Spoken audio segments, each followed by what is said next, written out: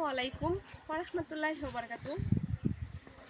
দেখেন, আমি অবশ্যই অনেক নীতিবান কথা বলি, জানি আমার কথাগুলো সমাজে এখন চলে না, কারণ আমি জাকানাকা ডান্স দিতে পারি না।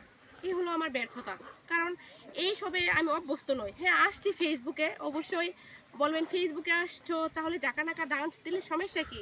এটা আমার বিবেকে বাজে। কারণ হচ্ছে একটাই, আমি যে গেট আপ নিয়ে আসছি এটা কিন্তু কোনো মন্দ গেট আপ না। যদি আপনারা ভুল বুঝেন তাহলে এটা আপনাদের ব্যর্থতা। একটা কথা মনে রাখবেন, কোনো একটা মেয়ে ফেসবুকে আসলেই সে যে মন্দ হয়ে যায় তা কিন্তু কথা না।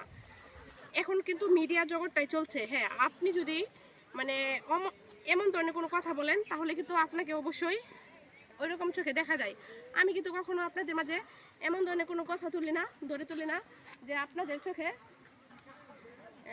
বাজে মনে হবে। একটা কথা দেখেন, আজকে কোনো মেয়ে যদি চলে আসে স্বামীর ঘর থেকে, তাহলে কি সেই মেয়েটা ব্যর্থ হয়ে যায়? কারণ দেখেন, সে মেয়েটা অবশ্যই কোনো একটি নির্যাতিত পুরুষের কাছ থেকে সে তার জীবন রক্ষা করেছে। এটা কি কোনো মানুষের অপরাধ? দেখেন, রক্তে মাংসে গড়া আমরা মানুষ, তাই কি আপনারা আমাদেরকে বানিয়ে দিবেন বেহুশ? আমরা নারী, হ্যাঁ, আমাদের ধৈর্য শক্তিটা বেশি প্রয়োজন। ধৈর্য ধরতে ধরতে যখন একটা ধৈর্যের ভাত ভেঙে যায়, তখন কিন্তু ওই নারীটা সংসার ছাড়তে বাধ্য হয়।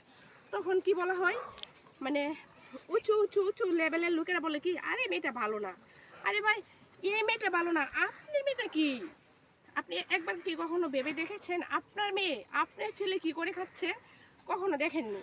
হ্যাঁ, এই মেয়েটা তো ভালোই না, এই মেয়েটাকে নষ্ট করেছে কে? সমাজ।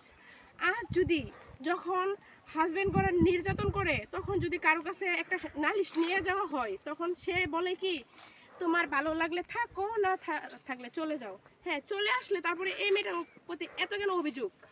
আমি তো এটাই বুঝতে পারছি না। একটা নারী অনেক চেষ্টা করে যে আমি সংসারটা টিকিয়ে রাখি, কিন্তু সে ব্যর্থ হয়ে যখন চলে আসে, তখন তার উপর অভিযোগের কোনো অভাব থাকে না। এটা কেমন সমাজ? আমি তো এটাই বুঝতে পারছি না।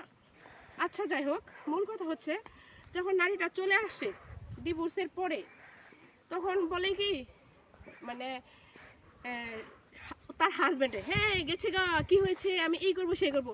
তখন আপনারা বিন্দাস হয়ে যান কেন? কেন আপনারা দেউলে হয়ে যান? আমরা যেমনই পারি, কারণ আমরা হলাম মাজাত, আমাদের করুণাময় কাহিনী আছে। কিন্তু আপনারা তো পুরুষ, আপনাদের তো পায়ের জুতা, আপনারা তো আমাদেরকে বলেন যে তোমরা আমাদের পায়ের জুতা। নারীকে সম্মান করতে শিখেন। যে নারীর গর্ভ থেকে জন্ম নিয়েছেন, অন্য নারীকে কিভাবে অসম্মান করেন? আমি তো এটাই বুঝতে পারছি না বিষয়টা।